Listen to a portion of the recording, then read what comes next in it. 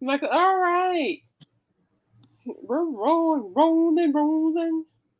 All right, hello everybody. Hola, Happy. everyone. I'm Friday. I'm Caitlin. We got Hello. James and we got Tim down here. Tim's hanging out with us weirdos. We love it. We love it. We love Tim. I'm a Very much hanging. person he is. Just as knowledgeable as the rest of you guys. So before we start off, we're gonna have a moment of silence. Oh my gosh, people! I don't know what's going on. Here, let me pull this up really quick. So we have Golden Earring guitarist and founder. Let me look it up here really quick. Uh-huh. But yeah, George Koymans, the guitarist and co-founder of the Dutch rock band Golden Earring, has passed away at the age of 77. And what a great band Golden Earring is! Oh my gosh! Pupils actually put on their songs. Radar Wow. Love, Twilight Zone. From Wayne's World 2. That song's on Wayne's World 2. And then we got, what's that name? The famous trumper. What was it? He's a. I just saw it. My brother-in-law is very sad because he used to professionally play the trumpet.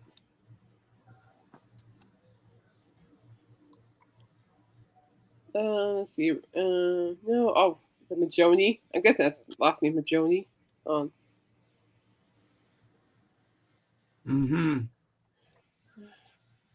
Give me a second, guys. Give me a second. Yep. Also, we got Hollywood Hulk Hogan has left. I've Yep. loved people. We'll get To to that. me, he'll always be Hulk Hogan, the Hulkster. Let me tell you something, brother. Okay. Yeah. Let me tell you something, brother. Okay.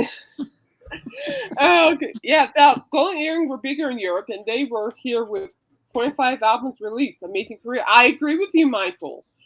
In fact, I think that Golden Earring actually was underappreciated. I really do. Because in my opinion, their music really did help rock, and they wrote some smashing hits, but they were known for the hits, but I don't think people really gave them the recognition they deserved, to be honest with you. I mean, that's just how I feel about it. I mean, they're a great band. Unsung heroes, in my opinion. So, said Majoni, the trumper. Anyway, we're going to go ahead and hold a moment of silence for those three. It's been a rough year with deaths. It's been a rough week. But we all go on, and may their legacy live in our hearts Mm-hmm. and through the music, through pop culture, through wrestling. That's where we could find them.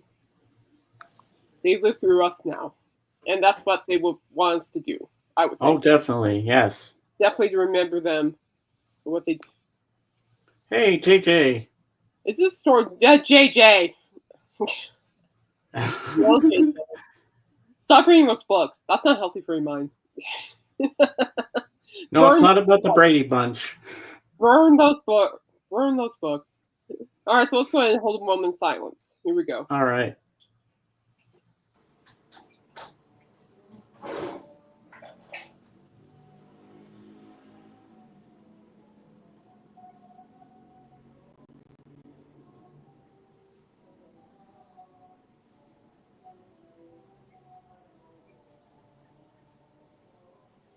Thank you guys for doing that. There's something I do want to share with you, lovely people. And thank you guys for tuning in too, by the way. I appreciate each and every one of you. You guys are awesome.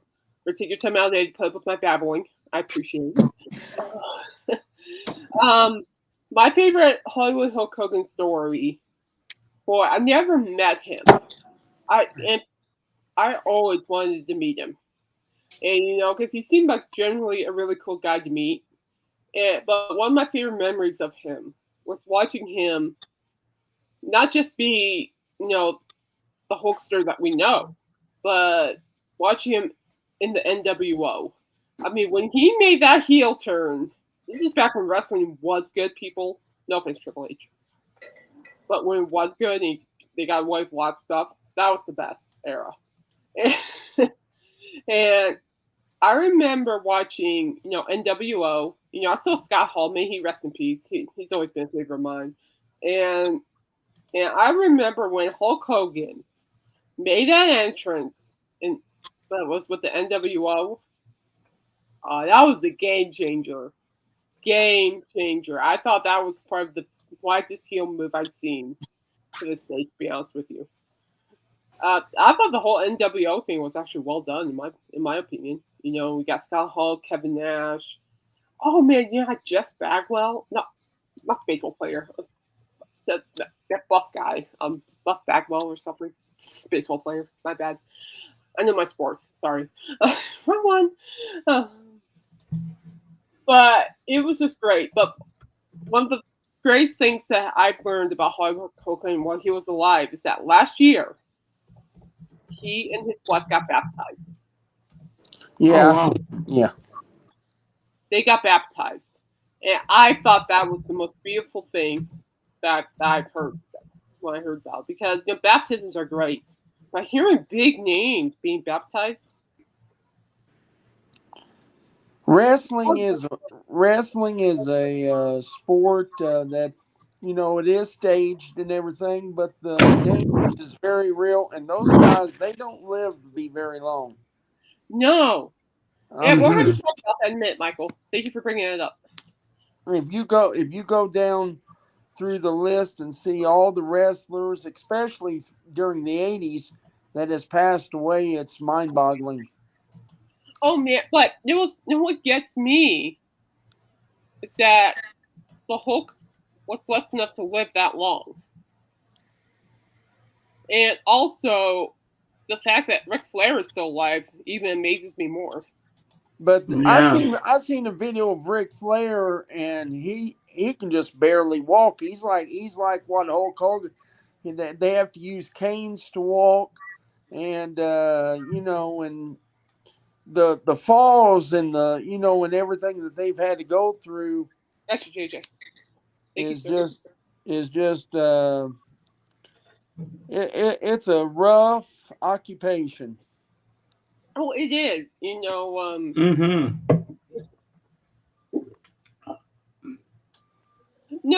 Michael. No. That's not what I mean, sir. Good sir. What I mean is like with what I should have been more clarifying on that, so I apologize.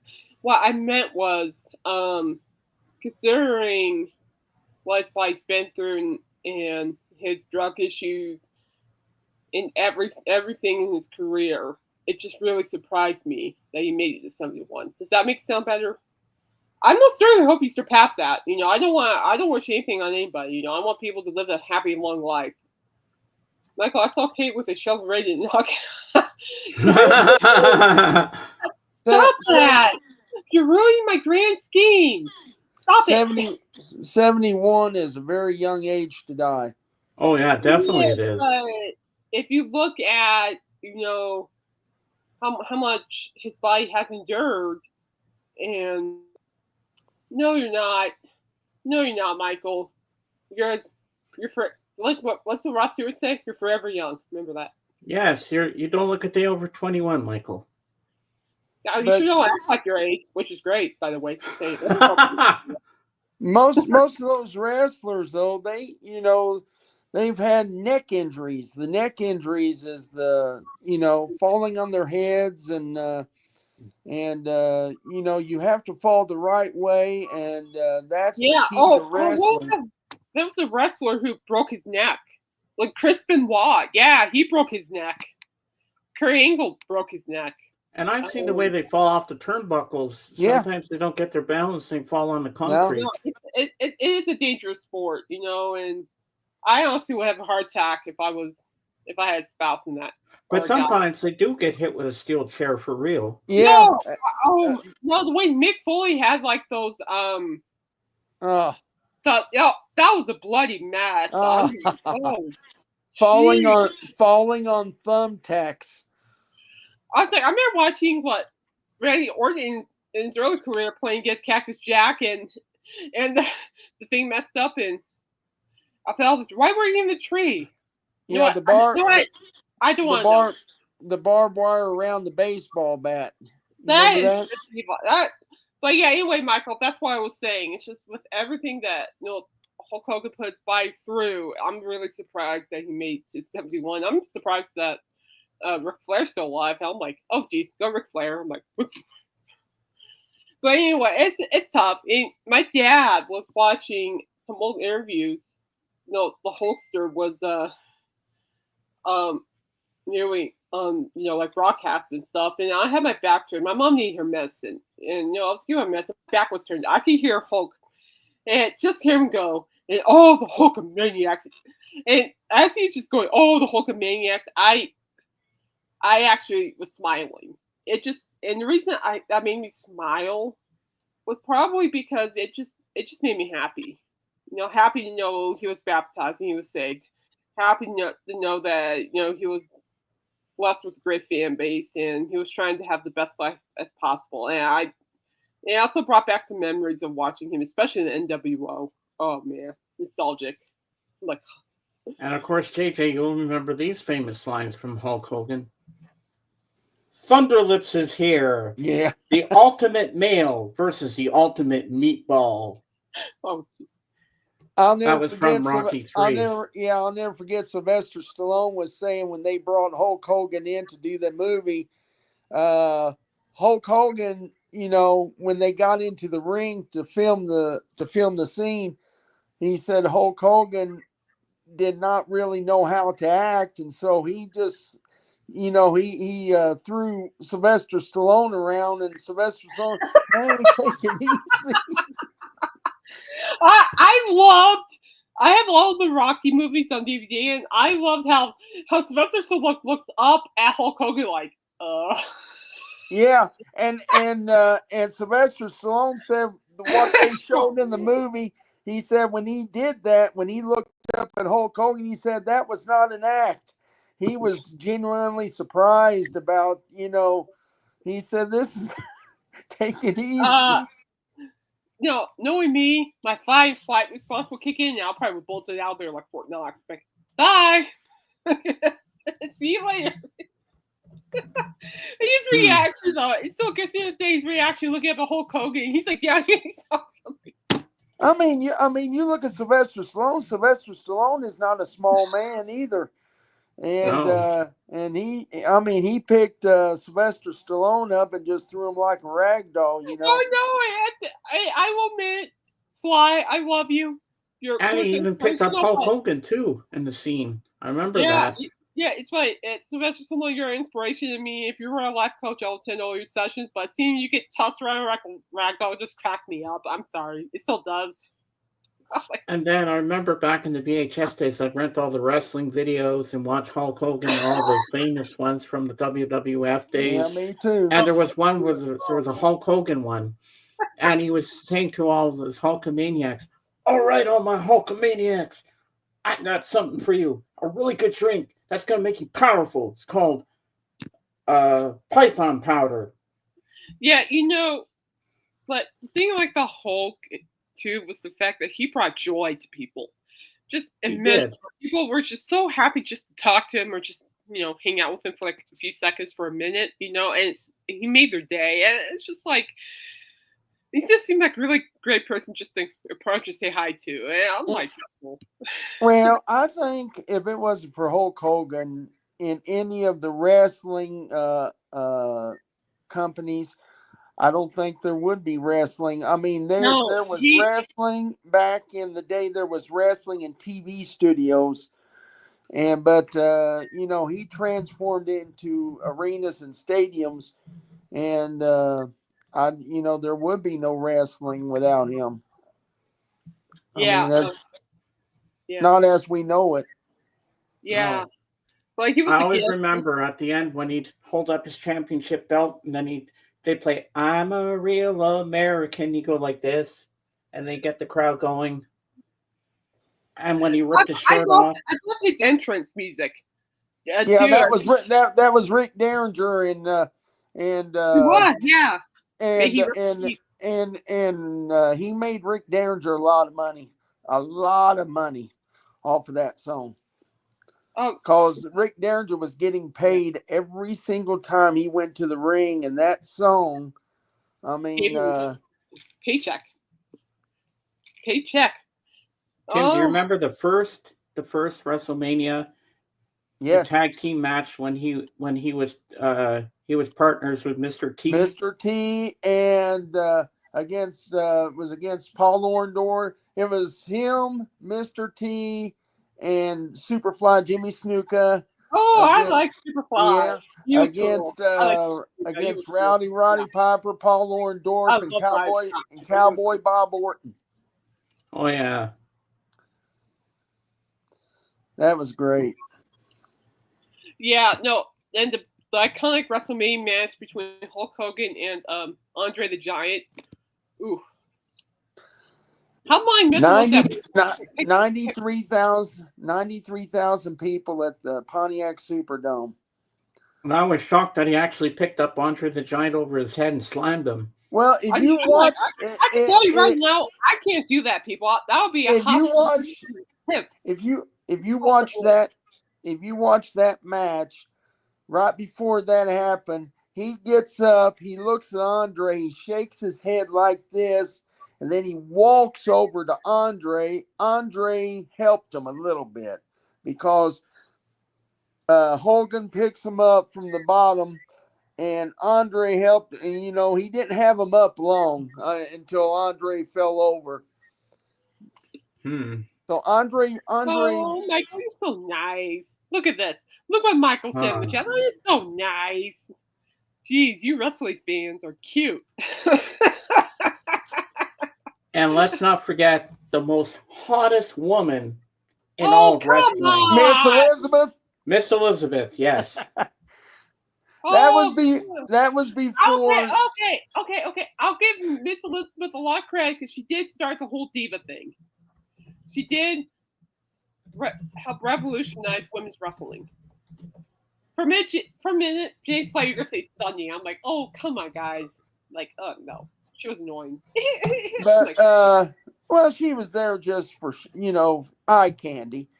But yeah, but the part of her and Macho Man Randy Savage, that was cute. I'm like, oh, that's romantic. And then Hulk Hogan took her. It was cute. I'm like, oh, that's cute. Like, that's romantic. That's cute. But she's buried in Frankfort, Kentucky. Oh, and is she? And me and my friends, we actually went up to her cemetery plot when we was in Kentucky. This has been years ago. Oh, check out Michael's wow. film. I got Michael's comment for y'all. Here you go. James, read it, please. Despite not being a pro wrestling fan, my friend took me to the Cow Palace back in the day to see a battle royale. Andre was there, and I got a neck cramp looking at him eye to eye. Yeah. Yes. Can you imagine? Like, I can imagine this now. Michael here, Andre here, and Michael's going, oh. Yeah. I went to a match at the old Cincinnati Gardens, and he walks down. We had floor seats. He walks down. Andre does, and I was 9 years old, and looked up at this guy, and he was a mass. I mean, he's just a mass of humanity. I'm sorry, guys. Yeah, no, I believe you. Sorry, I felt. On TV is something, but if you see the guy in person and up close, he's unbelievable. Yeah, but I love this topic conversation because this just shows how much Hulk Hogan meant to us and how much like the early wrestling meant to us. Yeah, I think this is a great topic. I am gonna miss all three. Golden Earring, the Trump player who I can't remember. I'm sorry. But I know who you are, kind of. I listen to a lot of jazz music, so I know who you are. I just can't remember your name. And then Hulk Hogan's daughter is not. Well, if you look at the news, she's going through a rough time, so keep his daughter in your prayers. Yeah? She's having a rough time right now. Brooke is. She's having a rough time right now. I don't know about the whole situation about her not talking to her parents anymore because she cut off communication. But I am praying for her because I can imagine this is very hard for her right now. So I will be praying for Brooke. So I'm hoping, yeah. Well, see, you did argue. Wow, that's the first. And who here remembers what movie Andre the Giant was in? Princess Bride. That's right. Oh man, who paid just to watch Michael get chased around the ring with Andre the Giant? I would watch it. That would have been hilarious to watch. I'm sorry, Michael. I'll have my bucket popcorn butter or whatever. I'll have my drinks. I'll be like, "Ooh, get him." Hey, James, do you remember King Kong Bundy against the little midget? Oh, yeah, I remember that.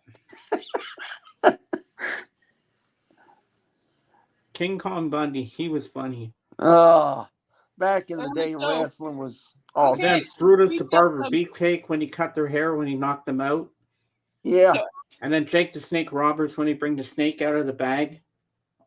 Damien. There's a Fortnite player called Jake the Snake Roberts. Seriously, I see him on my screen all the time. And I'm like, you just keep your snake over there. I'm not gonna fulfill it. He did get me a couple times though. I used to love to watch that stuff. Yeah, me too. So anyway, guys, thank you so much for sharing your memories. I think it's great. It just shows how impactful the legacies are, and anyway, so to those who have been heaven, rest in peace. We'll miss you forever. Your legacies will live on. I promise. And remember, guys, with those who pass away in the entertainment industry, their legacy lives through us. It lives through the music. It lives through our memories. Always remember the good times, whether it's from listening to Ozzy while growing up to watching wrestling while growing up. Those are the memories you hold dear to your heart. And now let's see how Kate goes for this if I say this announcement. Oh, God. Ladies and gentlemen, the new heavyweight champion of the world, Michael Noland. He beat Andre the Giant. Oh, no, he won't last long. I'll bet $50 on Andre. Sorry, Michael. I think I'm faster than him. At least I'm hoping I'm way faster than him. Dear God, make me faster than him. I can see myself interfering on match to purposely trip him. Oh, Michael, by the way, we're all curious to know what would be your theme song going into the ring. Okay, so while we're here, guys, Michael pulled this up. He's going live tonight. Led Zeppelin released, Physical Graffiti live? So I just pulled it. I had to look it up. James, I would have to go with Pink Floyd's "Run Like Hell." I have to agree with that, Tim. Yes. How about Highway to Hell? I think that'd be a good one. Highway to Hell. Live. Yeah, so Led Zeppelin has released Physical Graffiti live, people. Ooh. And Michael talked about tonight. I just want to look up some background information on this that I didn't know about because I'm big. I bet Band Step Girl's going to be all over that one. Because I've been caught up with The Revenge of Alice Cooper, which is fantastic, and we'll get to it in a minute. So when are you getting the album? Yeah, what's on Led, Love EP? Caitlin? Yeah. Caitlin? Yes, sir. Alice Cooper had a live stream yesterday. Yeah, I was there. I was too. Him and his band. I watched it. Oh, yeah. James missed it. Oh, James, it was great. Yeah. Oh, him and the whole band was there. Oh, the whole band was funny as heck. Yeah. It was fun. I was laughing. Well, I can't remember what the question was, but somebody went, yes. Hey, I'm like, oh. I'm like, well, that was a big yes. I'm like, goodness, that was a big yes out of you. I'm like, I was working, but I was listening at the same time. And anyway, so the live EP track list you got: In My Time of Dying, Earl's Court, 1975, Trample Under My Foot, Earl's Court, 1975, Sick Again, 1979, Kashmir, 1979. This is all live. So there you go, guys. Now, Michael, I'm not going to take all of it because I want to hear your expertise is about this, so I'm dying to hear it. I'll be there tonight, supporting you as always, sir. Yeah, I'll be there. Yep, we'll be there. And yeah, now, speaking of the Revenge of Alice Cooper, I have a report for you guys. There was a listening party before the interview, and I was working, but I got to hear the whole album first before it got released. And from the bottom of my heart, and I mean this with so much honesty and love, that is a banger album, in my opinion. Absolutely banger. And what I mean by that is, what Coop, and I agree with what Coop mentioned this on his radio show last night too. He said that it wasn't his. Oh, good for you! I ordered Billy Joel Stranger 45 RPM version. Good for you, JJ. Nice. And he said that it's a total 70s rock album, and he said the band had no intention of making it that way. It just happened. And of course, I'm like, what? I'm like, well, it works. As far as I'm concerned, I think it's a great, in my opinion, it's a great follow-up to Muscle of Love. It's just, I was really, really blown away. I'm not just saying this either. I mean, I was really blown away with everything. There were like different musical styles. There were some classy songs. I mean, really classy songs. They kind of remind me of a little bit of jazz, I would think. Because like how Cowboy will have people going hidey hidey hi. Yeah, Minnie the Moocher. Yeah, thank you, sir. Uh-huh. And that's what he did. He kind of did the theme song. That would be Help. Help! I need somebody. Help! Yeah. Well, Royce could be your tag team partner, but I don't think he'll survive either. No offense. I'll be too busy laughing to help. I'm sorry. I'll be here for moral support, but I'll be laughing my butt off. I'm sorry. I won't be much help. I want Alice Cooper to get that would be a great story. Alice Cooper to get Kennedy Center honor. That would be great if they did. They deserve it, in my opinion. I have to agree with that too, man. What was that? I want Alice Cooper to get a Kennedy Center honor. Oh, I think you should. Oh, totally. But yeah, so I'm not gonna give you all the details right now. But what I think of the album, what I can tell you, it is worth the wait. It is a straight up banger. It's definitely 70s rock at its finest still. I mean, it was. Well, again, it goes back to that classy, little bit of the jazz Cab Calloway thing. Yeah, I'm like, ooh. Like, this is classic music. Oh, I like.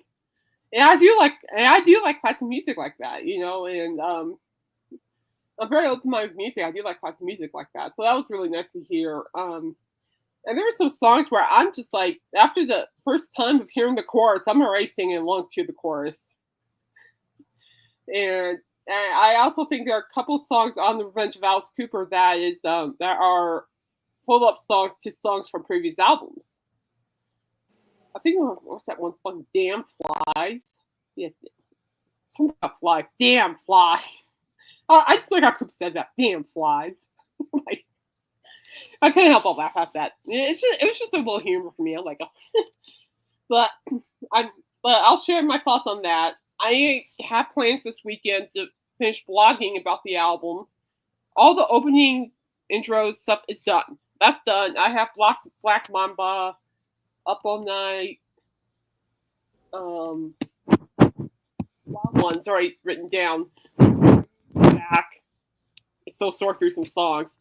So, but I know what I want to talk about. I just need to kind of still refresh my memory. And it's good. I honestly wouldn't mind listening to it. But guys, check it out when you have a chance. The Revenge of Alice Cooper. They're back. The Alice Cooper group is back, and they're back louder than ever. And I don't think they're going away anytime soon. I don't want them to go away, quite frankly, to be honest with you. In fact, somebody asked, will there be more music in the near future? And there is. I would love to see them do a Vegas residency. Oh, if that happens, I am packing my bags. I really would. Dragging my butt to Vegas just to see that. Well, you got guys that age. They don't like to tour they don't like to travel all over the place, so they could do, a 2 or 3 week Vegas residency. Oh yeah. Oh, is that because we're talking about Vegas right now? Possibly, yeah, in the near future. I'm like, if that happens, I'm dragging my butt from here to there just to see it. Absolutely. You won't have to ask me twice, Becca. Fair time. What can see? No, Celine Dion can open for them. No, she's in the wrong genre. No, well, she can start singing some good stuff. Dave, work with me here. Wrong genre. There's only one person. No, wrong genre. You don't do that. It's like hearing There's only one person that would open for him, in my opinion. Now that Ozzy's gone, that would be Rob Zombie. That would be cool to have Ozzy open for Alice Cooper. That would be cool. I would like to see that.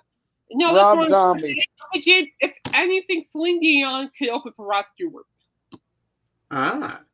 You know who else could open for Alice Cooper? Who? Steven Tyler. That would be something. They're good friends. They're good friends, but I think Rob Zombie. Rob Zombie's good. Judas Priest. Ooh. Yeah, Priest. Exactly, good one. I'm like, I thought about it, like, oh no, Judas Priest. Rob Zombie, Judas Priest, and Rob Zombie. But Celine Dion, no, James. That's like hearing Rod Stewart and Chris Angel's atmosphere. I'm like, no, that's just so messed up. Do you think I'm sexist? Does not belong in that theme. I'm like, it was funny though. I got a kick out of that one, but I'm like, wrong theme. Great song, wrong theme.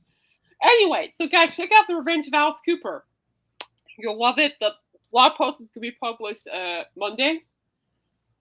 And when do you get the album? I'm a little tight on money still, so it's gonna be a while. Not a while. I'm thinking if I play my cards right, I should be able to get the CD version. I'll probably be able to get the CD version soon. I thought you were going for the vinyl. Well, James, money's tight, buddy. Money's tight. Money is tight right now. I'm not kidding. It's tight. Hey, Bob, welcome home. Hey, Bob, welcome back. Good to see you. How are you, sir? Yeah, it's tight. Of course, I'll get on vinyl, James. That's never going to be a bad thing. Bob. It's never going to be a bad thing. It's just money's tight. I just need to be wise with that. Smart. No, us writers, we can only make so much, so we got to be very wise. Are you going to get it too, Tim? What about you, Tim? Are you going to get the Alice Cooper album? I like some of it. I don't know if I will get it. If I do get it, it would be CD. I love the production on it, and I do love the bass on it. The bass sound is really nice. But it's okay. I mean, I'm not the biggest Alice Cooper fan in the world, but I did like his last album he made. This album, it's okay. I mean, that's okay. It's not made for everybody, and that's totally fine. Everybody has their own taste of music, and that's totally fine. I respect that. So thank you for sharing your thoughts on that. Well, I am going to go back and listen to it again. Yeah, well, I got to because I need to figure out a couple of things. Yeah, I can't wait to hear the whole album. Yeah, well, it's on James. It's on YouTube. What I'm gonna do this weekend, or maybe or maybe after the show, send you the whole album in order from YouTube, so that way you can. Yeah, that'll be cool. And we can talk about it on Wednesday or something. Send that to me too, Caitlin. Are you on Facebook? Yeah, I'm on Facebook. Yeah. Tim Henry, right? Okay. Let me look you up. Yeah. Let me look you up. We could be friends. That way it'd be easier to. Am I following you on Facebook, Tim? I don't know if I am. I don't know. Let me check. Tim Henry. So which one are it's you? Me and my wife. Is it the? Okay, I see it. Got it. Okay. She's very pretty, by the way. I'm going to add you as a friend, okay? There you go. Thank you. just got back from guitar lessons. Good Yeah, for you. I got it. I got you. What are you learning? What song are you learning? You guys don't know Bob is a professional guitarist. He actually did a really good performance of Summer of '69 by Bryan Adams. What are you working on now, Bob? Dying to know. There you go, Tim. That way I'm Thank not you. search for your messenger. I could just I'll send it to you as well. So don't worry about it. Thank- I got you back. I got you. Thank you. Oh my God, I'm having trouble finding you. Oh, James, here. I'll message you. Here. I got you. I got you, Okay. James. All right. I got you. I got you. Okay. We're a big family here, people. You know, we help each other when we can. There you go. I Facebook too. All right. There you go. Yeah, copy, not coffee. What's wrong with coffee? But anyway, yeah. But I'm very open-minded. If the Alice Cooper group did like a Vegas residency, that would be huge in my book. That would give me a really good reason to go back to Vegas. Really, Yeah, I mean, really good reason. Put really, the whole show, the guillotine and everything on there. Well, yeah, well, it could be a rock show though too. So in my opinion, you know, I think it'll be a great rock show. Thank you, James. Yeah. My latest purchase were the Crow soundtrack, Twisted Sister. Oh no, I do need that Twisted Sister. Ooh, we got LL Cool J. I do like LL Cool J. Anyway, speaking of Vegas, Def Leppard has announced, and this would also be a good reason to go to Vegas. Def Leppard returning to Las Vegas for a 2026 residency at Caesar's Palace, where Rod Stewart is right now. And let me tell you something, that Coliseum is a Stairmaster. It may look small, but when you go in there, good Lord Almighty. Like I can't go to those places anymore because I get, you know, it's hard for me to move around. And yeah, my only issue are the escalators. I can go up, but going down, no. I feel like I'm gonna break my neck. So I think on the escalators after Rod Stewart. Shout out to Rod Stewart. Still love your show. I want to go back because you keep changing your set list. I want to go back. Anyway. But when I was at Rod Stewart show, there was just an ugly line to the escalators. So I had to go the back way, go down like 8 flights of stairs. It worked out fine with me though. Anyway, Def Leppard are headed back to Las Vegas for their third residency in Sin City. The Rock and Roll Hall of Fame group announced their latest stay put on Monday morning, July 21st, revealing that the Def Leppard live at Caesar Palace, the Las Vegas residency, will set up shop at the Coliseum at Caesars from February 3rd through the 20th next year. This would be actually a really good excuse to go to Vegas. Ross Stewart was my excuse to go to Vegas, so no regrets. I'll go again. The latest run falls on previous residencies by the Poorest on Sugar on Me band in 2019, 2013. Ooh, there's tickets, right? Whoops. Look how that happened. Much? I don't know. I'm looking at it right now. I pressed the button. I knew you would. I know. You're more button pusher. You're not surprised, are you? Okay, let's see. How much are the tickets? Because Are you really going, JJ, to see Foreigner tonight? Okay, it's not bad for 2 tickets. It's only like $130. That's not bad. Where's Foreigner playing at tonight?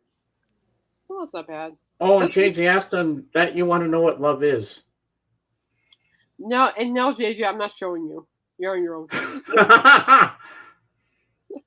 And no, I'm not showing you. You're on your own. Jorge Pita in Michael Schacht. He tried it, saying, "I want to know what love is. You can show me." To me, I'm like, no, I don't. I'm not gonna show you. Washington County Fair. Really?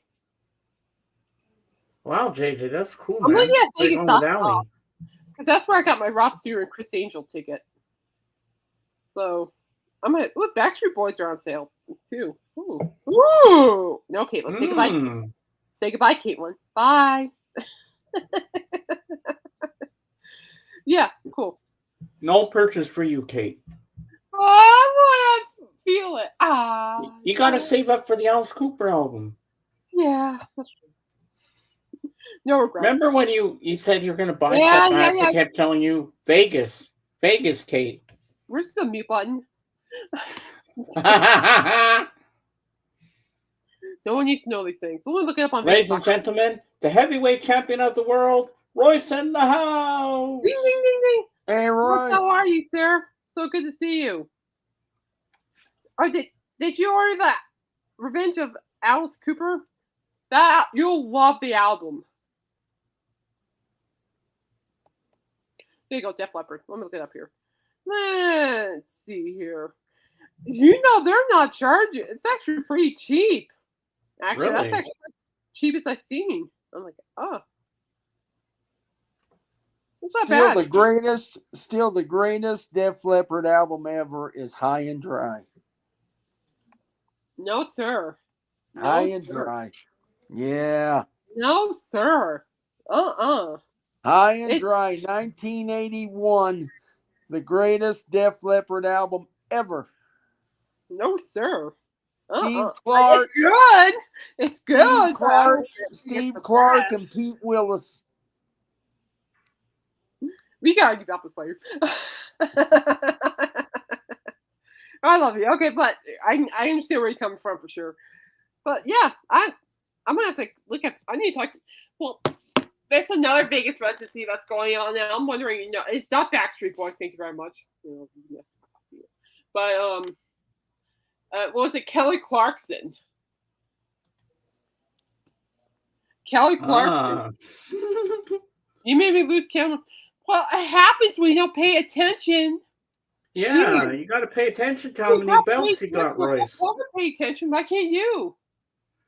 Oh, Royce, you missed it before. Michael was really funny. He want to have a wrestling match against Andre the Giant, and his when he comes into the ring, his song would be "Help" by the Beatles. Yeah, it did. And you're Michael's tag team partner. And you know what? Yeah. You know what? I'm gonna be there for moral support. I'm gonna be so much moral support. I'll be too busy laughing at you guys getting tossed around. I would pay to see that. I'm sorry. I would so pay to see this. I know I should be moral support, but I'll be like Royce and Michael against John Cena and The Rock. Oh, John Cena and The Rock all day. Sorry. Sorry. That's no contest. John Cena and The Rock all day, people. Sorry. Sorry. I gotta stick with my guy, John Cena. Sorry. No, I'm not really sorry, people. But yeah, so we got Def Leppard. Now, speaking of Rod Stewart, look, he changed his set list. I want to bring this up here. This is one of the reasons why I want to go back to the show. He changed his set list, and I'm like, I want to hear, you play that song. I want to hear that song. So I'm going to pull up the set list. I'm like looking at it, I'm going, I would love to hear that song live. Oh. Being the total dork that I am, I do sound like that, people. Aww. What's your favorite Rod Stewart album, Caitlin? Yeah, but you play some songs that I haven't. I love this. I like this one. Look at this, Kate. James, I'll do the heavy lifting in a tag team with Michael.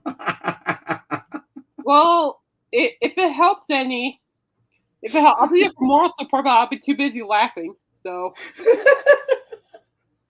I would be laughing so hard, guys. I'm sorry. I would be laughing my pants off at watching you guys get tossed out of the ring like ragdolls. I'm sorry. I can't imagine being in the ring. Royce on the top. Oh, is Royce okay? Yeah, he's fine. I heard something pop. He's fine. I can't imagine being in the ring and seeing Andre the Giant come in on the other side. I'm sorry, but I'll say this right now. If you two attack John Cena, I will interfere and purposely trip you both. No one. No, I haven't yet, JJ. I have to watch that. So, he added Ross Stewart on his track list, and this is one of the reasons why I want to come back. He performed the Mark Jordan version of Rhythm of My Heart. I remember hearing his cover, like in the 90s. The Rhythm of My Heart. I love his version. And then he did a Donna Summer cover of Hot Stuff. Yeah, I love disco. I need to go back to that. Looking for some hot stuff, baby, this evening. Oh, did you see the remark that David Lee Roth said today about Ozzy? No. Well, what do you say? David Lee Roth says, he says, "I'll see you in hell, Ozzy, and we'll have a drink together." I think David Lee Roth has it backwards. It's heaven, and I'll explain why. And then, of course, then they performed He did perform Ken Weston's cover of "It Takes Two." It takes two, baby. Sorry. And then you got "It's a Heartache" by Tyler. Yeah, that's a great song. I loved Rod's cover of it. I always wanted to hear that one live. And of course, another reason why I would go back is because he performs "Hot Legs." I want to hear that song live. Footloose and fancy free. I love you, honey. And then he performs a Tim Hardin cover of "Reason to Believe." That's a great song, "Reason to Believe." But I want to go back.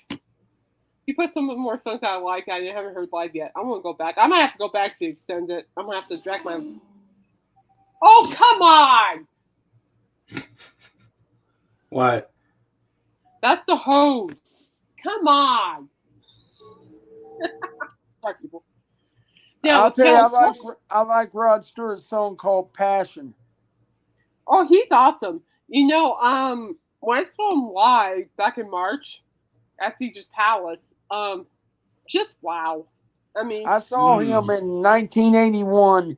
Did you? Yeah, "Tonight I'm Yours" tour. Was it good? Very good. Had a great big stage and everything. It was good. Tonight I'm yours. Do anything that you want me to, but don't hurt me. Don't hurt me.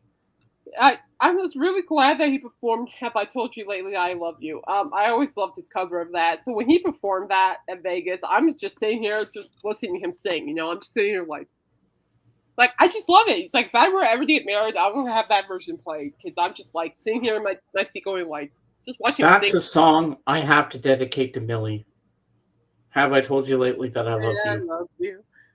Now, speaking of Kelly Clarkson, this is another Vegas residency that I want to go to because Michael's dorking out in the chat because I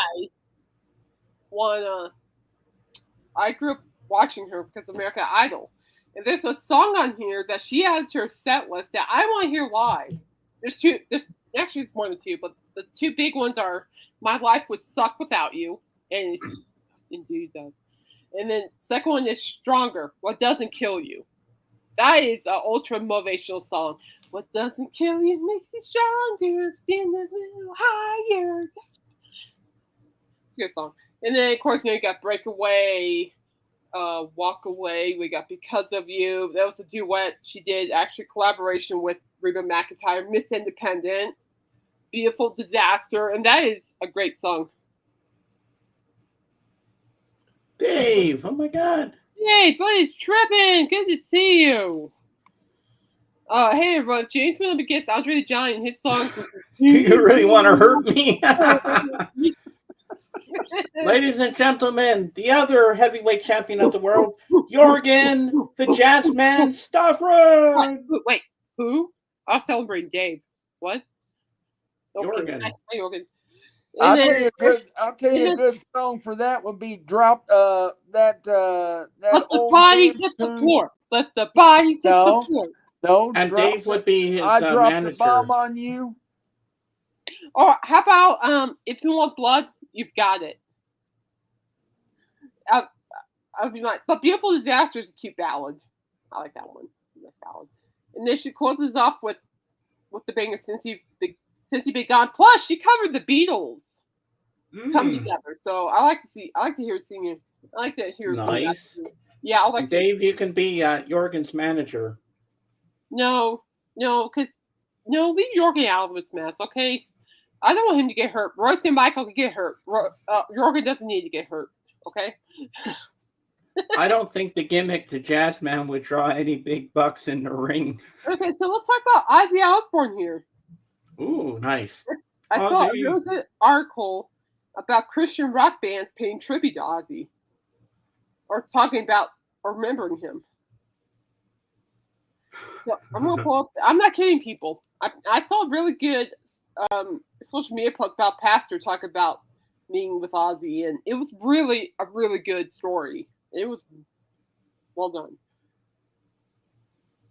I'm gonna pull it up here for you guys. As you all, most of you know, I'm a woman of faith, and I'm not shy at all talking about it. Let's see here. Let me pull up here. Here we go. This is York and the Jaguar. I like the that. only reason I'm letting Michael and Royce falter is because they're strong and they're kind of smart, whereas Jorgen, he's sensitive and he could get hurt. So, Dave, we were saying before that Royce and Michael are going to be in a tag team match against John Cena and The Rock. Sorry, John Cena and Rock all day. Sorry. So, Ozzy's legacy has shaped how Christian bands were seen by the mainstream. In the early 2000s, Ozzy's son Jack Osbourne helped book and push artists for Ozfest. That tour became a launching pad for San Diego's own Christian band, POD, a band that openly proclaimed Christ on massive stages, thanks in part to the Osbourne family.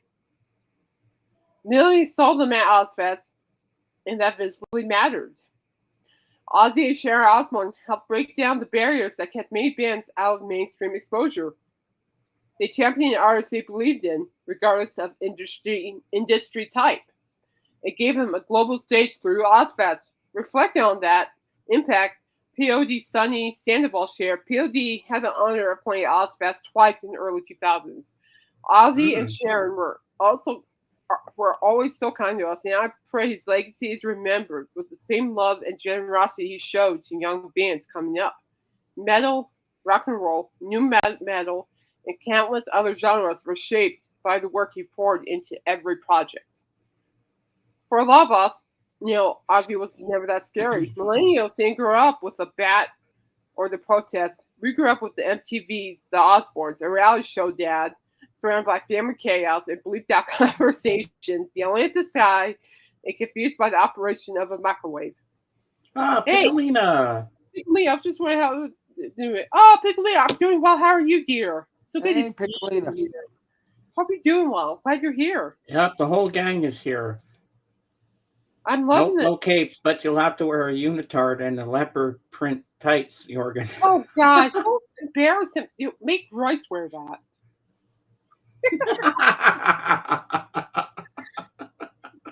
I'm sorry. I'm not putting Jorgen. Jorgen does not deserve this much hate. This much. Since Royce and Mike are this close, they can go in that ring. Yeah, I'll be laughing my butt off. So go for it. I'm sorry. I'm sorry, guys. I'm sorry. I'll be laughing. I'm sorry. Shows how much friend I am, right? Yeah. So, as reflecting on what Ozzy meant, not just as a performer, but as presence, Brian Head Welch of Korn recalled the early days of their career. This is from Korn, of course. When Ozzy and Sharon showed them unexpected kindness behind the scenes. That's okay. You know what, Jorgen? We'll just watch Michael and Royce get their butts kicked. It'll be fine. I'll even buy you popcorn.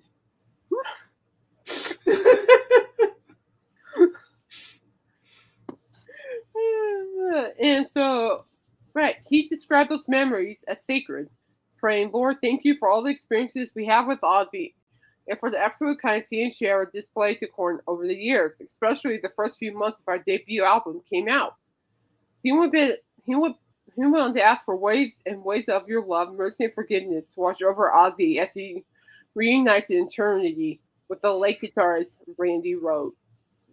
The Joseph Rojas of Seventh Day Slumber offered a similar heartfelt reflection, admitting honestly, I didn't know where Ozzy stood with the Lord, and I'm not here to pretend I do.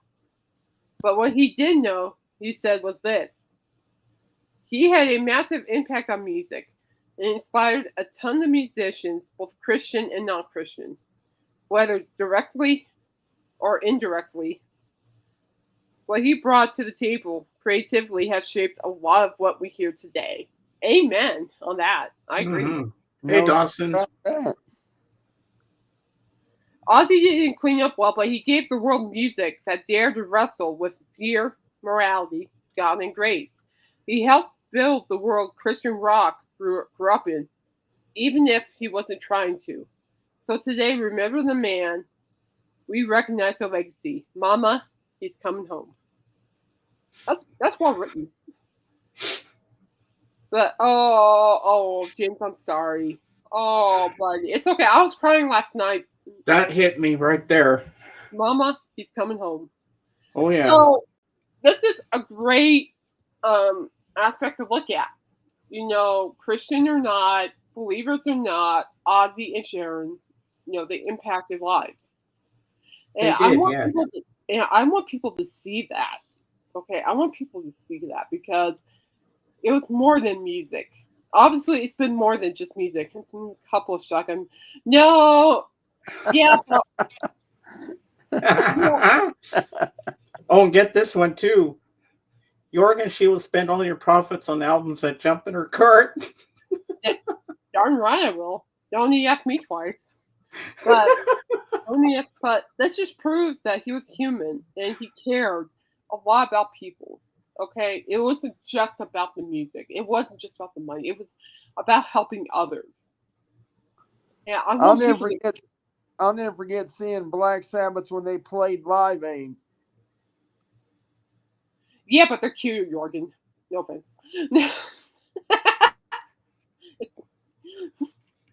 Sorry, that was me. I'm sorry, but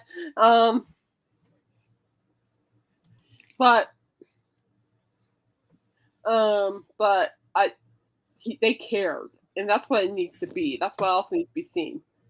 So if God is capable of saving the Prince of Darkness and his family, God's capable of doing so many things. So keep that in mind, people. So just keep in mind that he helped people. He helped shape people's lives. And again, according from witnesses from Christian rock bands. Yeah, keep eating more cookies. I'm sure that'll help with your stupidity, Michael. But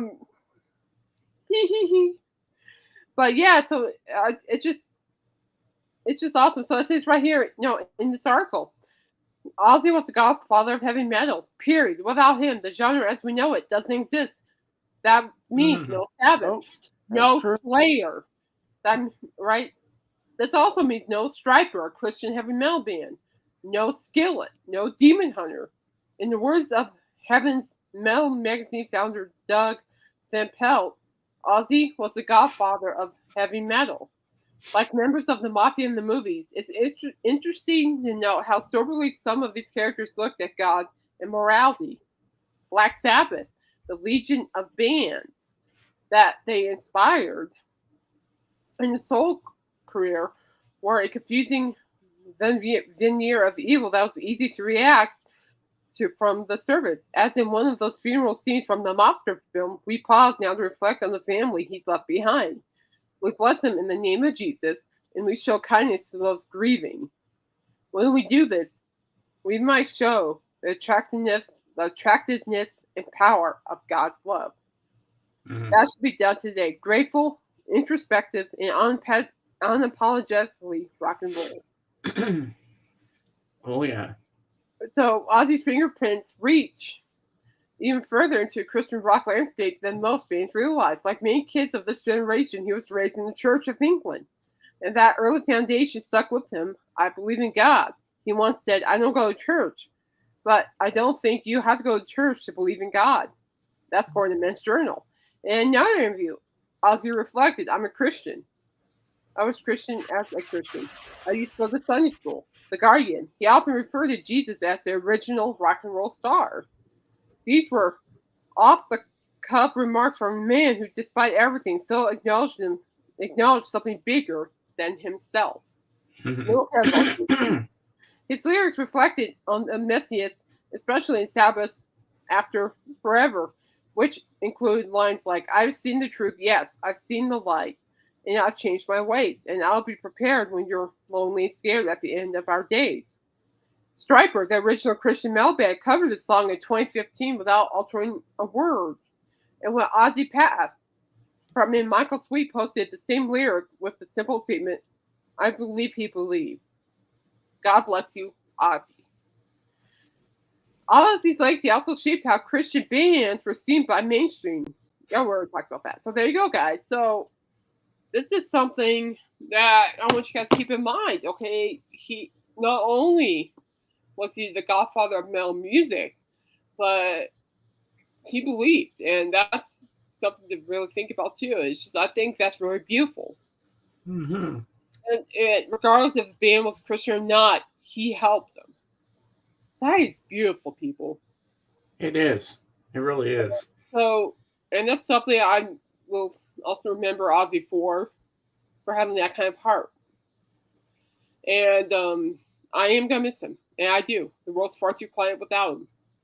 But the image of him at Back to the Beginning tour in that throne, strapped in, and that throne pushes up to the stage, and that opera music, ba-da-da-da, that will forever ring in my mind, because that's when I knew that he was going to give it one last ride, and boy, did he deliver. And I'll be right back. That's my mom needs her medicine. I'll be right back. James, All right. All righty. All right. The only person who could pull the French maid outfit is Keith Moon, by the way. If you haven't heard that story, go ask Alice Cooper, because it is funny as heck. Michael in a French maid's outfit. Now this I gotta see. This would be funny. What do you think, Tim? No. No.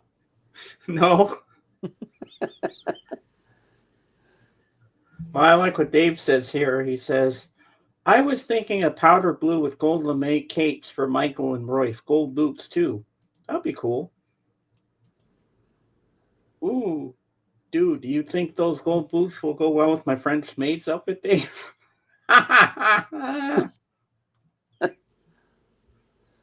Put leotards. Now, Jorgen, if you were going into the ring, what would be your theme song? And Dave, you're not putting her off. I would use "Do You Really Want to Hurt Me" if I had to go against Andre the Giant. I still think "Run Like Hell" from Pink Floyd. Ric Flair's wife might have one or two French maid outfits for a spare. Seriously though, Ozzy's music carried me through some very dark times. Yeah, I was on here on Wednesday, and I had to turn my mic and camera off. I was ugly crying when I started talking about Ozzy, Dave, and I just lost it. I was crying so hard. It really hit me. Loss.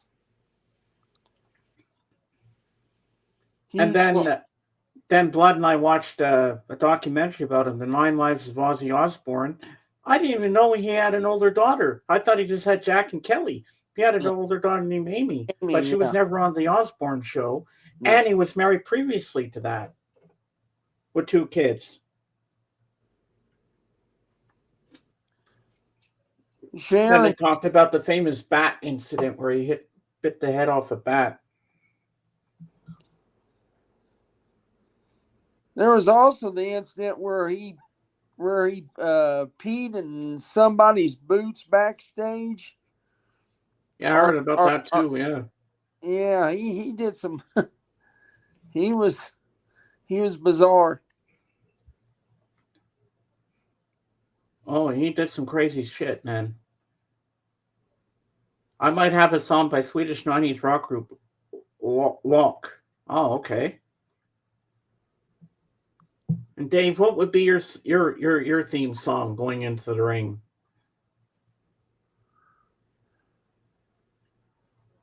Well, we know Michael's would be "Help" by the Beatles. Help! I need somebody. Help! I'm sorry, guys. If Michael in French outfit, no. Dear gosh, no. Don't do that to my P's and Q's, Michael. I have limited P's and Q's right now. Don't do that. The only person that could wear a French maid uniform is probably Chief Moon. And that, if you haven't heard that story from Alice Cooper, oh, yeah, it's probably one of my favorite stories. Oh my gosh, it's a hoot of a story too. Like, oh my. Maybe he could borrow Freddie Mercury's outfit that he wore in that one video. I want to be free. Yeah. When he's vacuuming, I want to be free. I want to be free. Oh, look what Dave said. Seriously thought Ozzy's music carried me through some very, very, yes. As a matter of fact, I'm really glad you brought that up. I'm really glad you brought that up, Dave. Because I know Royce on your show was telling me about my brother, and when I heard about Ozzy's death, the only reason, Lord help us if he did, Michael. Whoa, yeah. But, Lord knows what happened. I'll be right back. Yeah, no rush, my friend. And I knew my brother wasn't okay with Ozzy's death, so I texted him. It took him about a day and a half to get back to me. And Dave, you'll like what my brother said. He said, "Yeah." He goes, "No, I'm not okay." And I went, "Yeah." And I replied to him, "Me either. I'm not okay either. Me either."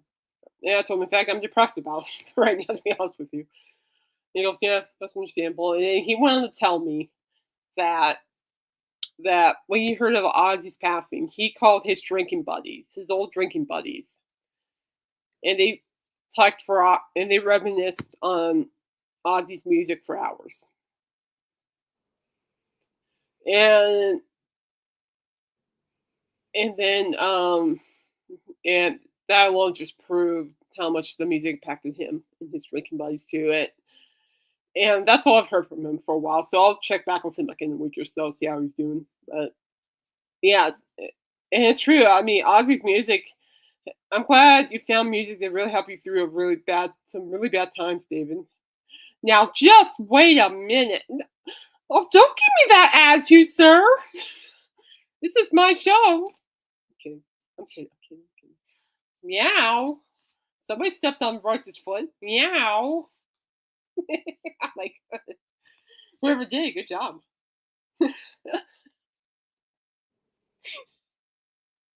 Okay. Well, we'll wait for James before I talk about something else. But I mean, you guys are making things fun today. I'm loving it. You guys are making things so much better over here. I swear. So that's Tim. It's nice to have some good humor. I tell you. But yeah, it's just when Ozzy left, and my music world got a little quieter, a little bit more quieter. Oh, it was such a huge loss. I mean, you lose somebody like Ozzy Osbourne, and yeah, and all these guys, they're in their 70s, and they're all just dropping. Thank God for the music that lives on forever, and thank God for us older people. Caitlin, you're not old, but us older people. Okay, well, we have to keep the music alive. We have to. Okay. Can hold up on that for a second. I love you to death, Tim. But do you have any joint replacements? Yes, both knees.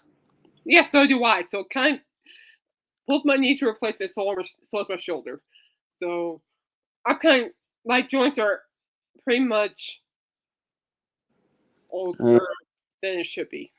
So I'm guessing I'm kind of old in a way, now that I think about it. But anyway, carry on.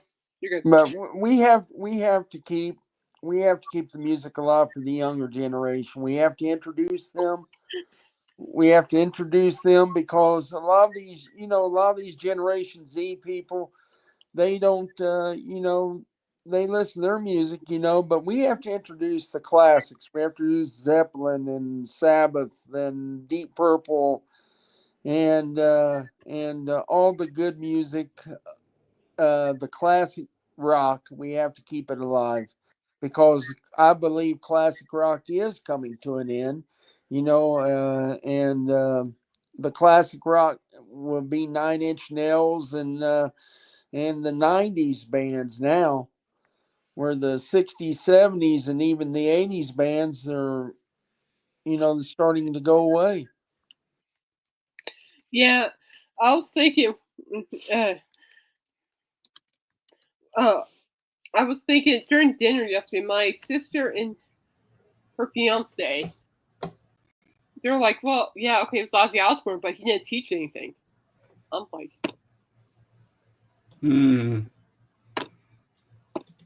like, really? It's like, no, he didn't teach us anything. I'm like, no, I heard a bang upstairs. I had to go check. It was only okay, Joey. go for it. No, that's why I went. And I had to go to the washroom, and then I had to check on the bang what it was. It was Don't only worry. Go, Joey. go, go. No, I went already. Oh, okay.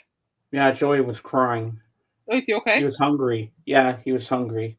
You tell him, Cat. Smart Cat. Well, I'm saying, yeah, so I was like, wait, yeah, no, that's not true. Ozzy did teach something, but I don't think people know enough to know about that. And that's where I highly encourage people to look into it. Okay, heavy metal, great, but how did you shape up heavy metal? What is the moral point? What did Ozzy teach us? I mean, for one darn thing for sure is that I think, based from his performance too, for one darn thing for sure is that you could do anything when you have the odds against you. Oh, wow. Oh, no. And I would pay to see that happen. Yeah, just watch getting your hind kicked for doing that. I would pay to watch this. Yeah, I love you, Royce, with my heart and soul. I do, but I'll be laughing my butt off when you get your butt kicked. I'm sorry. Yeah, sorry. I'll be there for moral support, but I'll be too busy laughing. I'll be horrible. I'm sorry. Yeah, but plus you're going against John Cena, and I'm a Cena fan, so I might have to go with Cena on this one. James, do you remember seeing Ozzy at WrestleMania? No, I don't. I remember hearing about that. Yeah, he was at, I think, WrestleMania 2. Oh, wow. Yeah. And he came in. He had a pink suit on, and he was supposed to be he was in the corner of Jake the Snake Roberts. No, I'm wrong. He was it was either WrestleMania 2 or WrestleMania 3. Sorry, Royce. I love you, Royce, but I love John Cena more. Alice Cooper was at a WrestleMania also. Oh, I saw that one. Yeah. Yeah. Wow. Sorry, Royce. Michael, you can't worry about running your stockings. You got to worry about getting your butt kicked. Royce, but I love John Cena more. I'm sorry, Royce. Don't take it personally. Oh, please. See, this is why you guys want to last long in that ring. You're afraid your stocking's gonna get hurt, and Royce thinks he's gonna automatically smack the rock and walk away unscathed. Gentlemen. Now, Royce and Michael, I have a very important question for you guys. What is going to be your pre-fight storyline against The Rock and Cena, and if you win, what's going to be your post-interview story?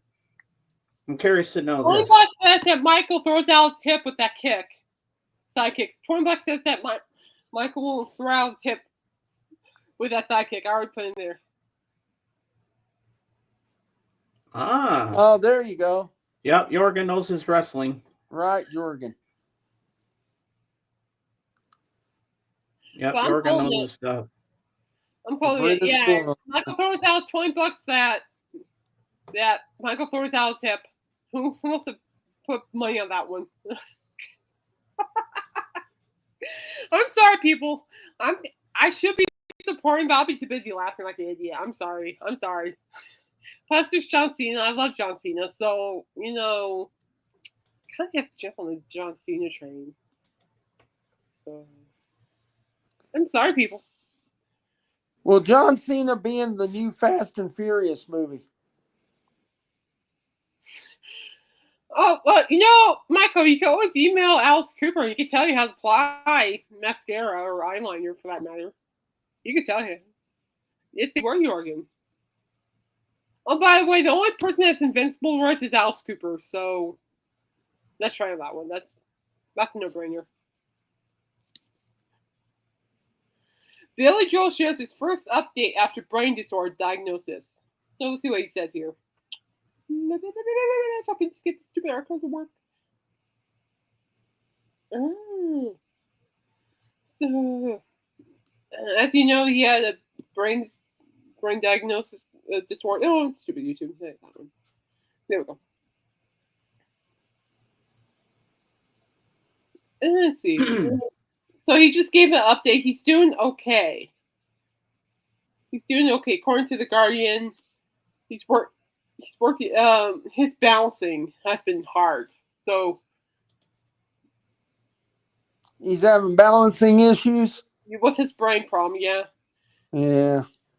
They keep referring to what I have as a brain disorder, so it sounds a lot worse than what I'm feeling. I feel fine. My balance sucks.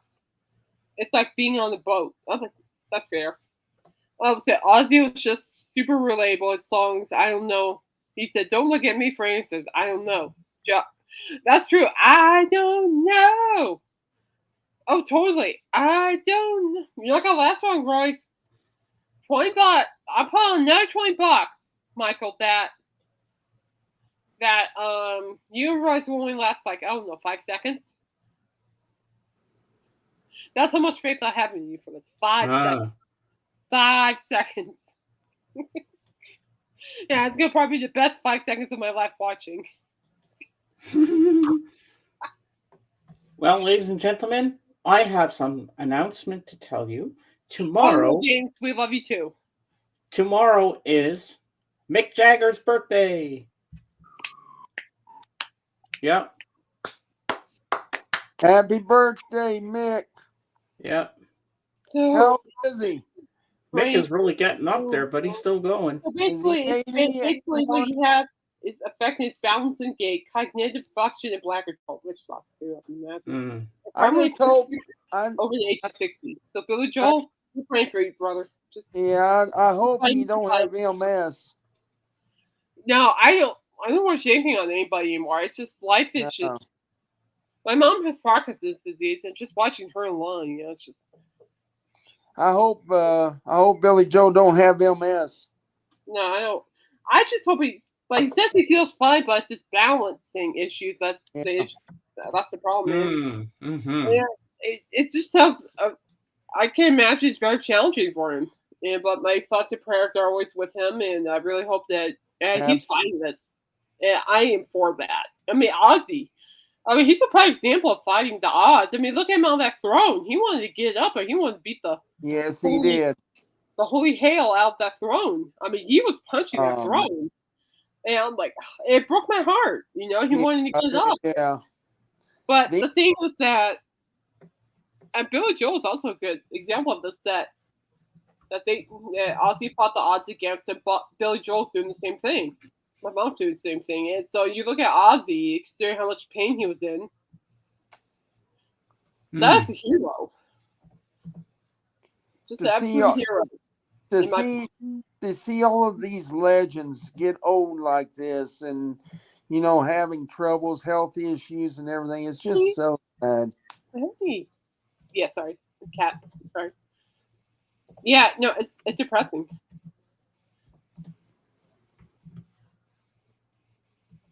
Yeah, but it just showed you how he was willing to go out with a bang, and I praise him for it. I praise Sharon for getting it through too, and Tom Morello, and just everybody playing on the great show. And that was such an awesome concert. That whole my step niece wanted me to be with her, so I was on aunt duty. But I did catch. I all caught up with everything. But just the entrance Ozzy made on that stage. Yeah, coming up. That was the best entrance in the world. I just like it. The ba-da-da-da. And he's like, I'm just sitting here on my laptop going like, that's just awesome. Yeah, just badass. Him in that chair, and his heart was pumping 100 miles an hour, and he was just so happy to be on that stage.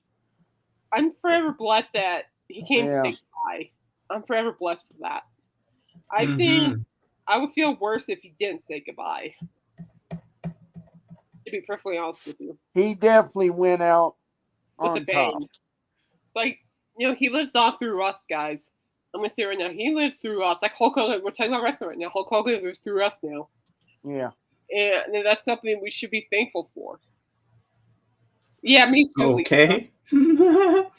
Ned, you still Ned. No kidding. Lisa. Yeah, me too. I'm praying for the Osbourne family right now. I can't imagine what they're feeling. Grief is challenge.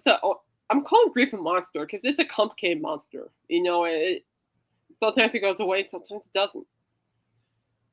But you find a way to work with it, and the more you work with it, the more you move along and try to move along. Yeah, I mean, yeah. I'm playing with the cards that's dealt you. Yeah. Make the best of it. That's pretty much how I'm viewing it too. It was Brooke Hogan said, "Say I love you to your family members. Life is short. Say I love you to your family." Will Michael and Royce be allowed to fight under the joint? Hey, Dave, can we add thumbtacks into that? Because I have a feeling that Royce is the one that's gonna fall over. Is there a way we could put some thumbtacks on the mat? I'll tell you what I think. I think it should be in a Love you, Royce. a steel cage match. Oh, those two wouldn't survive. They wouldn't survive. I will purposely lock them in there so they couldn't escape. I love you guys. I love you so much. I'm going to walk to the cage door, and I'm going to lock it up, and you guys can't escape.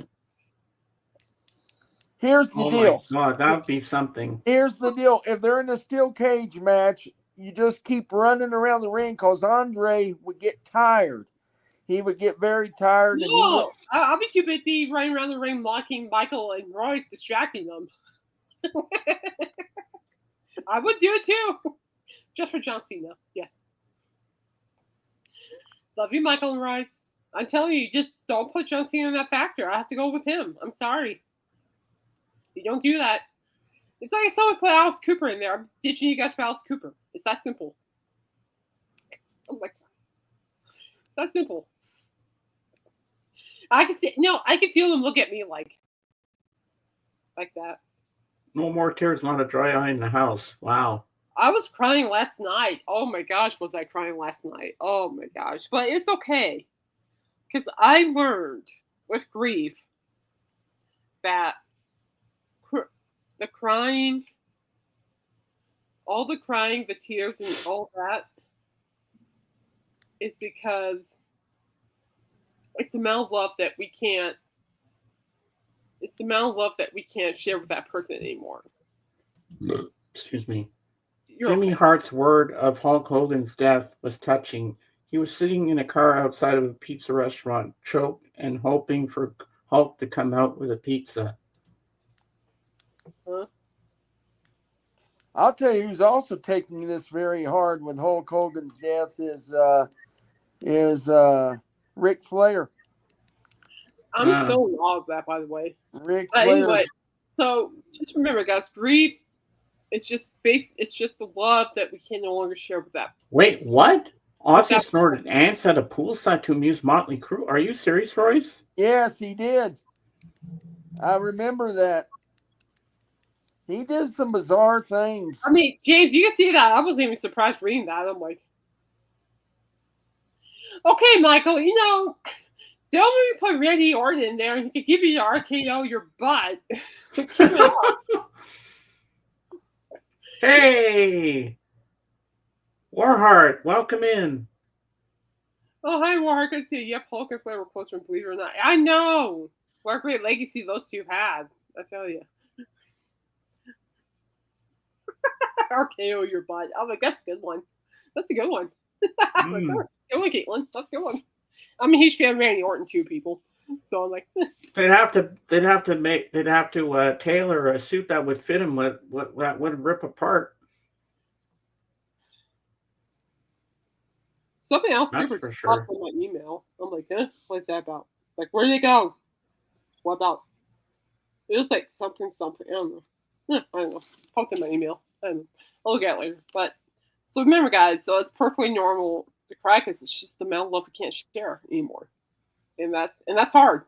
That indeed is hard for sure. I saw a heart-wrenching picture of Sharon holding a picture of Ozzy and crying on Oh, Facebook yesterday. She's having a hard time. oh yeah. No, I think I can't imagine what the Osbournes have been through. I'm assuming, but based from my experience with my mom, I'm assuming it has been daunting. It has been tiring. It's a lot. It is a lot, and it's always hard to see our loved ones go through so many things, life changing moments that you can't stop, you can't fix, and that was something I'm going to be perfectly honest with you. I said I struggled with a lot too. My mom said I can't fix this. I can't save her from this. I can't rescue her. I can't get sick and let her have a better life. I can't do that. I would love to do that so she can enjoy her life more, but yeah, me too, Warheart. But I would love my mom to enjoy her life. I would still do that for my mom, but I can't do that. I can't save her from this, and that has been the hardest thing for me to admit. Okay, you always hate GNR, so your rant doesn't surprise me, Michael. Now, this we all know this, but so I have to tell myself we can't save her. We can't be the hero in this one. This isn't a heroic story. My job as a daughter, as the oldest daughter, is to be there for her and make sure she has her meds and everything she needs. That's all I can do. I'm getting a phone call, guys. I got to run. All right. See you soon, Tim. Have a good day. Yeah. Bye-bye. But so for me, that was hard for me to admit. And it still is because I want to save my mom 100%. I would give up my life for her, but I can't save her from this. And that's the hardest pill for me to swallow to this day. Just you spending time with her, that's what she needs. That's all you can do. And you can see my eyes are, but yes, it's hard. And I think so. Okay, I'll make this brief because I'm gonna be crying like a big baby here in a minute, but I'm gonna try not to. But it's hard. I'm bionic, but boy, am I a mess. I tell you that, Royce. I'm a blessed mess. Let's put it that way. But I think a lot of caregivers will understand that the worst feeling in the world is to see somebody you love that you can't save them. That is the worst feeling in the world for me right now, to be honest with you guys. For the longest time, my mom's been my hero. My biggest supporter, and just watching her it's the hardest thing to watch. But I still can't help it. I still move because I know I still have to be there for her, and I have so many priorities over here that keeps me going. And I'm sorry, people. I'm gonna stop talking right about this because that's true. So I understand what the Osbournes have been going through. I get that. It's not an easy road. But do I still wish I could save my mom? Oh, 100%. Amen. Yeah. Amen. Oh, yeah. I'm sorry, guys. It's just... I love Theo. He was one of my favorites. And my two favorite episodes is when Cosby was teaching Theo how to make the bed. And you got to spread the sheets out like this. You spread it. You spread it. And then Theo goes across the bed and goes... It was funny. Then he says, Theo, this is a banister. I like to watch my wife come down the stairs, and then Claire comes down the stairs showing how to use the banister. Chuck, I hardly. Sorry, guys. I'm just gonna keep my camera off. I'm just gonna cool off for a minute, but I'm sorry. Okay. I'm sorry. It's all good. It's all good. So I feel better now that it's out. So I'll give it that. Axel was into Deadpool with Clint Eastwood? I didn't know that. I haven't watched the Deadpool in so long. I have to watch my Dirty Harrys again.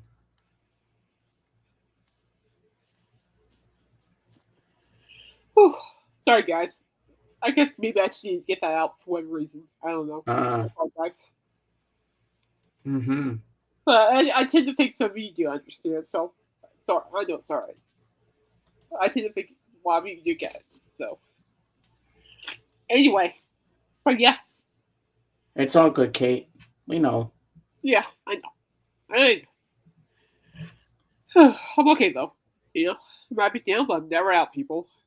Yep. I promise you that.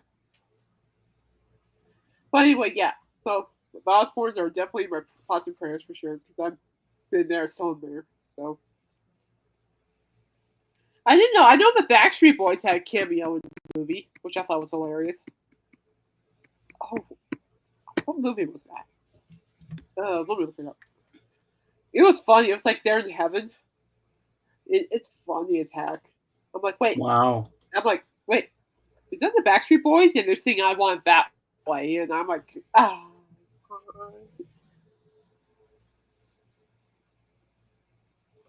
Oh, I'm coming home. I got that song stuck in my head now. I'm coming home. Cameo movie. Let's take a look at that. I know they were in the cameo. Oh, Happy Gilmore 2 is out on Netflix, guys. Oh yes, I gotta watch that. Yes, Yeah, yes, I definitely want to see that. Have made a memorable cameo at the end of This Is the End 2013 and apocalyptic comedy directed by Seth Rogen and Evan Goldberg. There you go. Well, I think you're right. I just wish it was so darn hard, you know? But it's life. You know, God never said life was gonna be easy. God but God said that He will always be there. So there's that, and there's also my dog Waffles, who makes things bearable too. So God bless Waffles. Well, I'll be okay. You know, it's just life. Put it that way. But I know I'm not the only one who's going through it either. So that I know. Yeah. But it's okay. It's okay, people.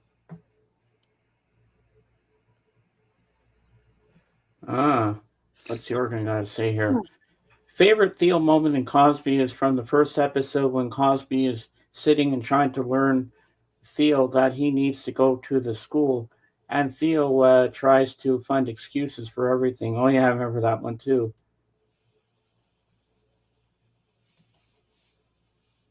That's before I know who Jim Carrey was. Darn it, mouth coffee. Well, that's cool. But yeah, sorry guys. I don't know why that has come out. But I'll be okay. I'm a fire, people. Yes, you are. For those who truly know me, I don't quit that easy. I'm a very stubborn lady, so I don't quit too easy.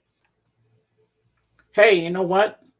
You should be happy of one thing about your mom. She likes to still rock out to the music and sing.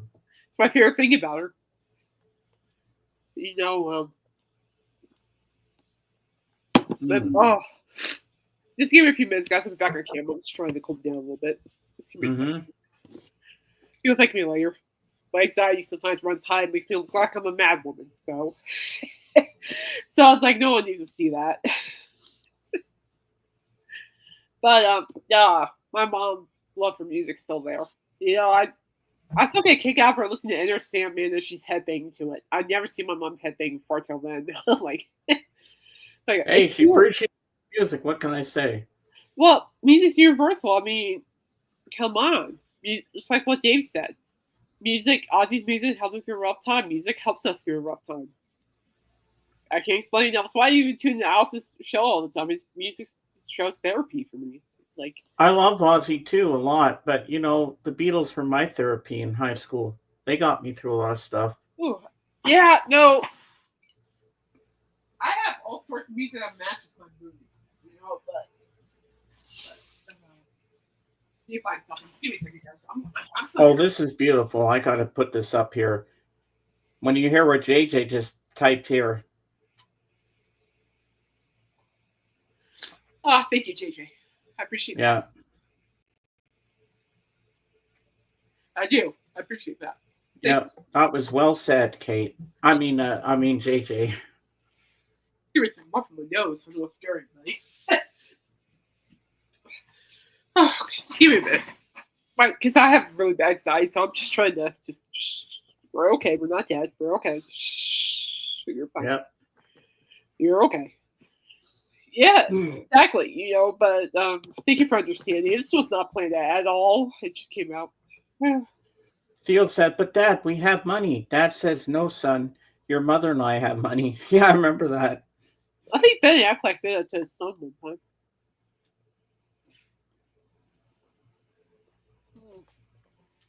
See, I'm an emotional eater, JJ. Ladies and gentlemen, here he comes. Who? Dawson! Oh, this guy will make me feel better too. Hey! Dawson, what's going on? Dawson's here, baby. Guys, I have an infection. I've been infected by Beatlemania. Oh, Have don't you? I do that? Oh, Kate. I was like, why are you making yourself big, Kate? No, I don't know. I don't need to be big. Oh, you got. Oh, so you got. So sorry if I look like death, but I do feel better. So you got affected by the Beatles. Well, I have monkey's pox, so I got. So I have monkey's pox. So there. And I've invented a serum for all of us to shrink us down to size. So Ringo's going to take us for a ride in the old submarine. We all live in the old submarine. Oh, thank you. I think I might be cured. Oh no, monkey's pox. This kind of monkey's pox is lovely. I can handle this. I've been handling this kind of monkey's pox for years. Wait, I gotta make it big for a second. I gotta see what's on there. Oh, I thought it was I thought it was a stuffed shark on the bed. Oh, I could show you this. What is that? Oh, is that your concert ticket? So I think this is part of the cure for my Beatlemania. When I seen the Surf City All Stars, their encore was back in the USSR, baby. Woo! So Surf City All Stars with Al Jardine and David Marks. I personally met David Marks and I said hi to Al Jardine. Here's my ticket from the Surf City All Stars. And I had a great time. I was like jumping up and down. I was crying. I was laughing. They took us on the whole beach adventure. And I just want to give hope to younger generation going to see a rock band for the first time. Just go and see the bands, man. You're going to have a great time. They're not obviously like the freaking 80s and not 60s, but like you're going to have a great time. That's the whole point. Mm-hmm. Yeah, well, Roy says I was hoping for a final Ozzy album. My response to patient number 9 was actually the last one.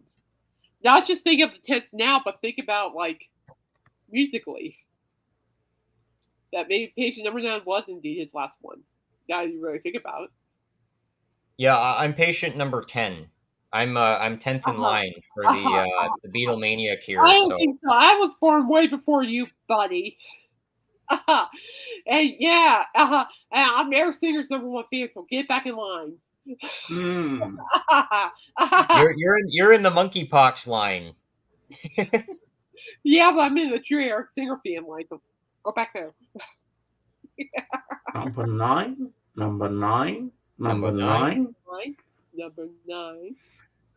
Bueller. So, what was your karaoke this week, Dawson? Oh, thanks for asking there, James. I think last night was Please Mr. Postman.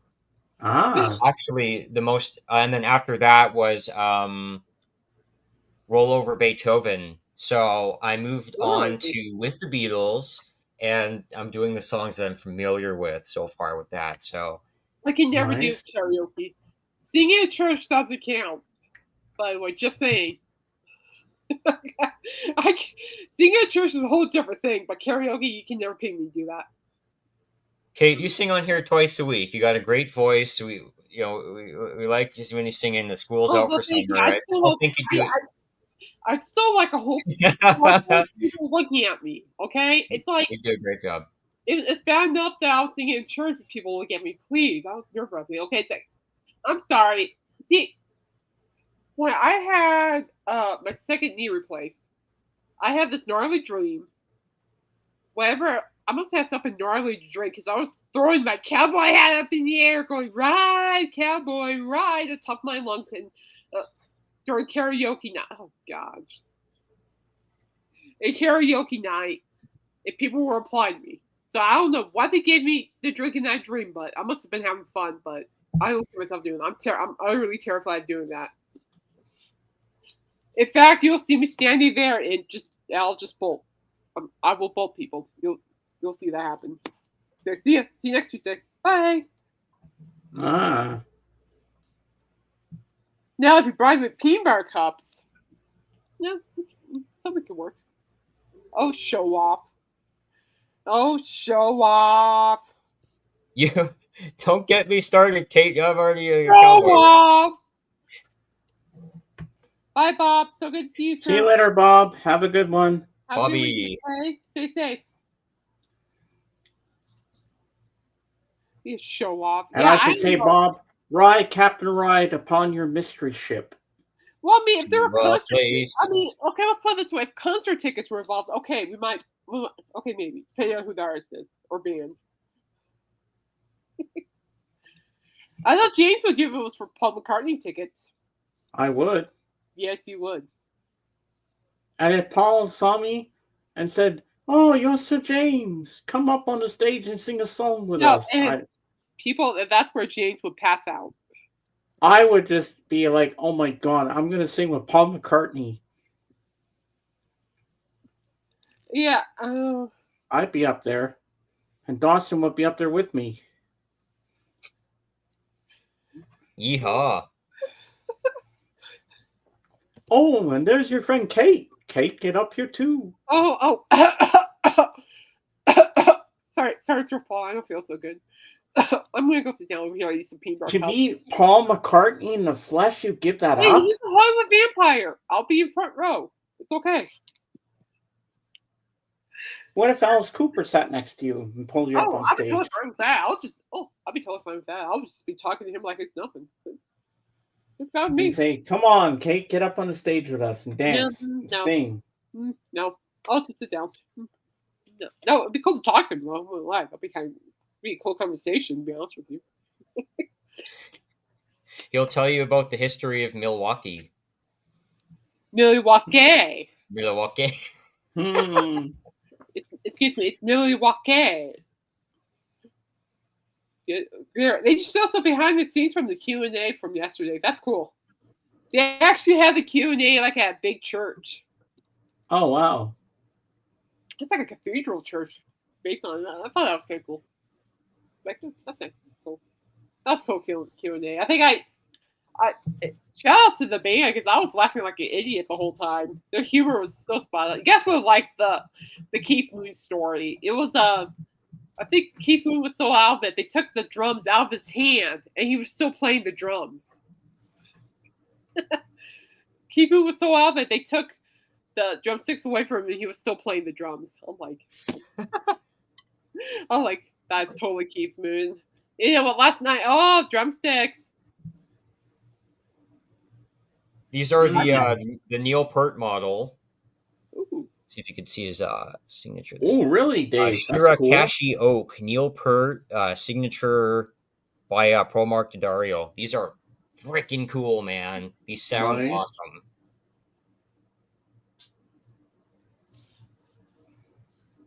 Yeah. Or I could be like John Bonham and play Moby Dick like with my hands. Or Bonzo's Montreux. Yeah. Or the drummer from Ozzy, that guy with the big afro. He plays with no drumsticks too. Tommy Aldridge. Oh. Well, I was just looking at social media right here. Apparently, so on Alex Cooper's radio show, there's a segment called "Hey Stupid," where he talks about news about something stupid people do. Ah. Yeah, I seriously thought another story was from Florida because people from Florida have been acting really stupid. I was kind of hoping there'd be more stories from Florida people because these Florida Indians are actually very interesting people. I'm like, really? I'm like, dang. So I had looked it up. I looked it up and I'm going, oh me. like, oh me. But so a guy got arrested for selling bull sperm. And let's just say that there was somebody not me, it was not me, but somebody made a comment, and I'm like, it was Alice who said it, not repeating it because I've been trying to clear up my head ever since I heard it. But but what he said is making waves on the internet. I'm like, oh, I'm like going, oh god, it's funny, but just the way he said it, I'm like, why? I'm seriously just sitting going like, I put my door to radio show, but whatever you just said, I'm just gonna forget what you just said. I'm like, I did not need. Like, oh my god, I didn't even know that. It's funny though. I appreciate the humor, but I'm like, whatever you just said, yeah, I didn't, yeah. And then, but yeah, I tell you what, those Florida people are hilarious. There were a couple of them that got arrested for, oh man, what was it? It was something I would totally watch too. Gift games where they beat up each other in different obstacle courses. Wow. But there was one obstacle course where they fight each other with grocery carts. They really run at each other with grocery carts. And I'm literally sitting here going, and that is what I would watch. The survival of the grocery carts. Who would win? Tim from, I don't know what, St. Peter's and Rick from Orlando. Fight! Yes, that would be something I would watch. I would so watch that. I think Bubbles will win. He'll win. I tell you, those Florida people, I tell you, I've been hearing so many stories from that segment from Florida. I'm like, where are these people on? I'm like, it's funny. I think another good one was that a guy got pulled over by the police. He bailed. And when they found the police, the car, to arrest the guy for drugs, they found the raccoon with a meth pipe. The raccoon was in the driver's seat. I'm like, oh my god. I'm like, can you just imagine walking up to the car, you see the raccoon in the driver's seat? I'm like, I just lost my marbles on that one. I'm like, but holding a meth pipe. That's too funny, man. Like, that's actually, I'm like, oh sure, blame the animal, sure. I'm like, that's kind of funny. Rocky Raccoon. Yeah, it just shows you what goes on when you hear those things. Walked back to his room only to find Gideon's Bible. Last night, I'm just like, a certain comment, I'm like, did you hear that? I was laughing though. It was good, but I'm just like, did you know that? But God bless that radio show is my therapy, guys. It straight up is my therapy. I can't wait to listen to it tonight. So anyway, I think we're gonna go, guys. It's where they filmed the movies majorly. Yes, we know this. JJ, we know this. And another thing that JJ knows, wow thing. You make my heart sing. Could you play that song? By Warheart, take care of yourself, man. Could you play a song on this radio? Yeah, yesterday. Last night. Wow thing. Da-na-na-na. It's like late at night, but I'm going, you make my heart. I was singing it at the top of my lungs. You make everything. Shall I do my outro, ma'am? I got one more for the folks tonight. All right. There's a new book about the band coming out. It's not Robbie Robertson. It's not Rick Danko. It's the other guy. I forget his name. It could be like Murray or something. But there's a new book about the band coming out, and it should be quite in depth there. And I think it'd be cool for Canadian. I know Dolly Parton just released a new book too. Now that I think about it, I just saw advertisement for it. But I will say this: I will be downloading Ozzy Osbourne's new book next month. I really want to read that. Mm-hmm. Yeah, it'd be a good read. It would be. It would be. Oh, yeah. And thanks for having me on today. Yeah, Yes.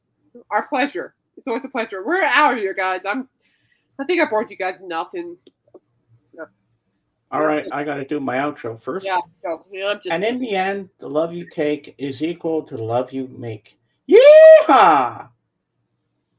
All right, guys. Well, I'm sorry about earlier, guys. Don't worry about me. I'll be okay. But anyway, so thank you so much for joining and being here, guys. I love you all from the bottom of my heart. I do. I appreciate you all. I do. And remember to say I love you to the people, because to the people in life, because life is short. Say I love you to them. Even if you're mad at them, say I love you to them. Be forgiving. Love them. All right, yes. We're out. Stay humble. Stay blessed. Kick booty. And make sure you laugh when Royce and Michael lose that wrestle, because I think that's going to be the best highlight of my life right there. And don't forget, folks, the love and funniness will continue on Sunday in my stream as Rock and Roll Lives is my title of my show. I think I should be there. We'll see. I think All right. I think. Well, I love you guys. I'll be okay too. Don't worry about me. I don't know where that came from. It just happened. So, but I do feel better. I'll give it that. Anyway, I will talk to you guys later. We love you guys. God bless everybody. Godspeed. Keep flying. Keep flying. Yeah. Keep flying the good fight, people.